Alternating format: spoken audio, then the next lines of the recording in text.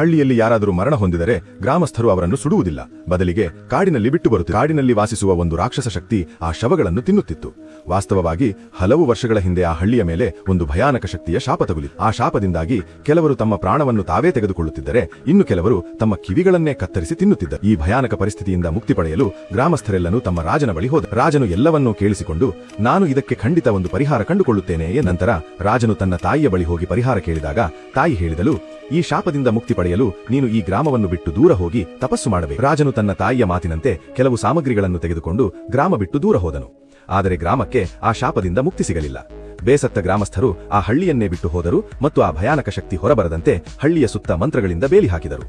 ಆದರೂ ಆ ಶಕ್ತಿಯ ಹಸಿವನ್ನು ನೀಗಿಸಲು ಹಳ್ಳಿಯಲ್ಲಿ ಯಾರು ಸತ್ತರೂ ಅವರ ಶವವನ್ನು ಅದೇ ಶಾಪಗ್ರಸ್ತ ಕಾಡಿನಲ್ಲಿ ಇಡಲಾಗುತ್ತಿತ್ತು. ಒಂದು ದಿನ ಅದೇ ಕಾಡಿನ ಹತ್ತಿರ ಒಬ್ಬ ಮಹಿಳೆ ತನ್ನ ಮಗಳೊಂದಿಗೆ ತನ್ನ ತಾಯಿಯ ಮನೆಗೆ ಹೋಗುತ್ತಿದ್ದಳು. ಆಗ ಹಠಾತ್ತನೆ ಆ ಮಹಿಳೆ ತನ್ನ ಮಗಳನ್ನು ಕಳೆದುಕೊಂಡು ಹುಡುಕಲಾರಂಭಿಸಿದಳು.